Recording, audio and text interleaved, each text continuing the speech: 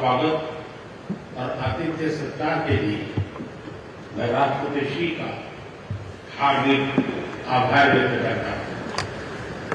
आज उज्बेकिस्तान का independence day है। कल किर्गिस्तान का राष्ट्रीय दिवस था। इस अवसर पर मैं दोनों लीडर्स को बधाई और शुभकामनाएं देता हूं। एक्सेलेंसी, पिछले 24 वर्षों में एससीओ का पूरे यूरेशिया क्षेत्र की एक्सटेंडेड फैमिली को जोड़ने में बहुत महत्वपूर्ण योगदान रहा। भारत ने एक सक्रिय सदस्य के रूप में हमेशा कंस्ट्रक्टिव और सकारात्मक भूमिका निभाई है। एससीओ को लेकर भारत की सोच और नीति 3 मुख्य स्तंभों पर आधारित है।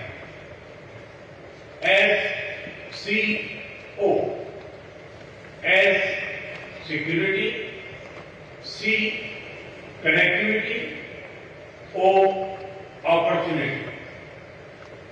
पहले स्तंभ एस यानी सिक्योरिटी के संदर्भ में मैं कहना चाहता हूं कि सुरक्षा, शांति और स्थिरता किसी भी देश के विकास का आधार है। किंतु इस मार्ग में आतंकवाद, अलगाववाद और अतिवाद बड़ी चुनौतियां हैं।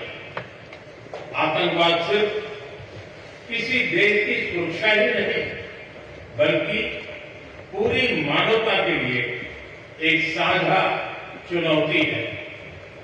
कोई देश, कोई समाज, कोई नागरिक अपने आप को इससे सुरक्षित नहीं समझ सकता। इसलिए आतंकवाद से लड़ाई में भारत ने एकजुटता पर बल दिया।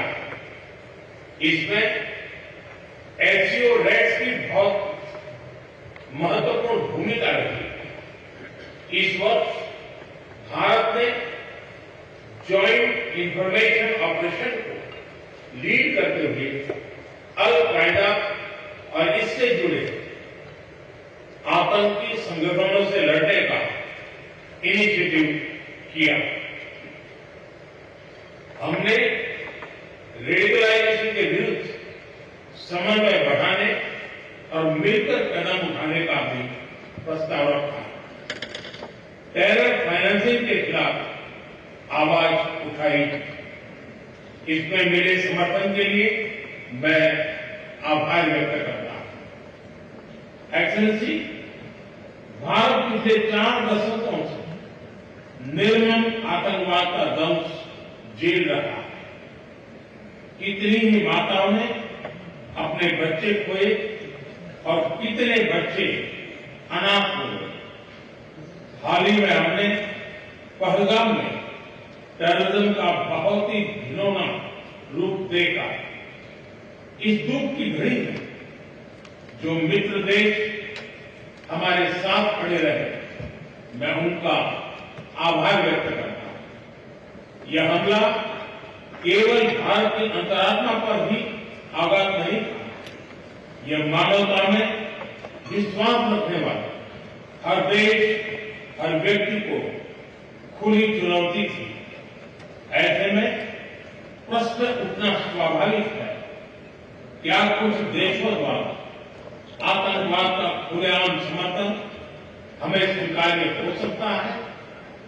एक्सेलेंसी, हमें स्पष्ट रूप से और एक स्वर में कहना होगा कि आतंकवाद पर कोई भी डबल स्टैंडर्ड स्वीकार्य नहीं होंगे। हमें मिलकर आतंकवाद का हर रंग में, हर रूप में विरोध करना होगा। ये मानवता के प्रति हमारा दायित्व है। एक्सेलेंसी, अब मैं दूसरे स्तंभ सी यानी कनेक्टिविटी पर अपने विचार रखना चाहूंगा। भारत का हमेशा से मत रहा है कि मजबूत कनेक्टिविटी से केवल व्यापार ही नहीं बल्कि विश्वास और विकास के द्वार भी खुलते हैं। इसी सोच के साथ हम चाबहार पोर्ट और international north south transport corridor जैसे इनिशिएटिव पर काम कर रहे हैं। इनसे हम अफगानिस्तान और मध्य एशिया के साथ संपर्क बढ़ा सकते हैं। हमारा मानना है कि कनेक्टिविटी के हर प्रयास में संप्रभुता और क्षेत्रीय अखंडता का सम्मान होना चाहिए। यही एससीओ चार्टर के मूल सिद्धांतों में भी विदित है। Connectivity that bypasses sovereignty, losing trust and meaning. Excellency, तीसरा स्तंभ है ओ यानी opportunity. Opportunity for cooperation and reform. 2023 में भारत की अध्यक्षता के दौरान नई ऊर्जा और विचारों का संचार हुआ है।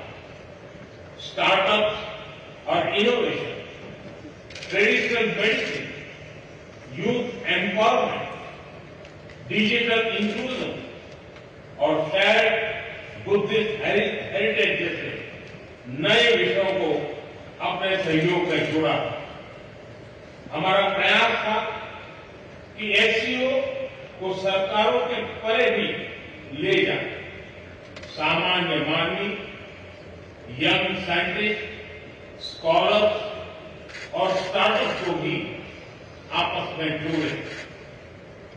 हमारे पीपल टू पीपल टाइम को दृढ़ता देने के लिए मैं आज एक और सुझाव रखना चाहूंगा। एससीओ के अंतर्गत एक सिविलाइजेशन डायलॉग फोरम बनाया है। इससे हम अपनी प्राचीन सभ्यताओं, कला, साहित्य और परंपराओं को वैश्विक मंच पर साझा कर सकते हैं। एक्सेलेंसी, आज भारत रिफॉर्म, परफॉर्म, ट्रांसफॉर्म के मूल मंत्र पर आगे बढ़ रहा है। कोविड हो या वैश्विक आर्थिक अस्थिरता, हमने हर चुनौती को अवसर में बदलने का प्रयास किया है। हम लगातार वाइड रेंजिंग रिफॉर्म्स पर काम कर रहे हैं। इसे देश में विकास के साथ साथ अंतर्राष्ट्रीय सहयोग के लिए भी नए अवसर खुल रहे हैं। मैं आप सभी को भारत की विकास यात्रा से जुड़ने के लिए आमंत्रित करता हूं। एक्सेलेंसी, यह खुशी की बात है कि एससीओ भी समय के अनुरूप इवॉल्व हो रहा है।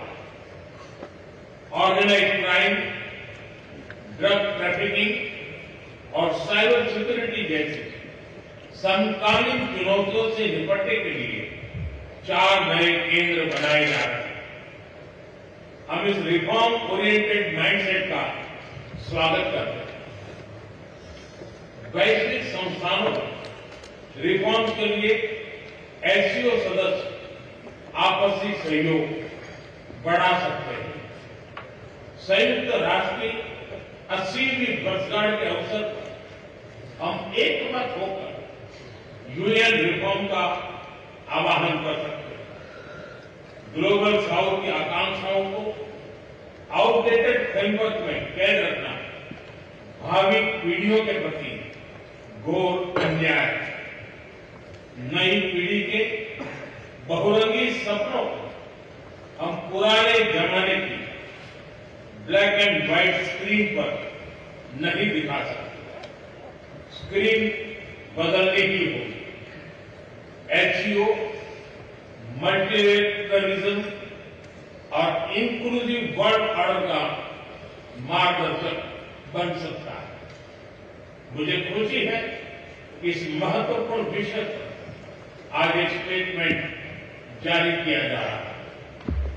एक्सेलेंसी, हम सभी पार्टनर्स के साथ समन्वय और सहयोग के साथ आगे बढ़ रहे हैं। मैं एससीओ के अगले अध्यक्ष किर्गिस्तान के राष्ट्रपति और मेरे मित्र प्रेसिडेंट जपारोव को शुभकामनाएं देता हूं। बहुत बहुत धन्यवाद। तो आप देख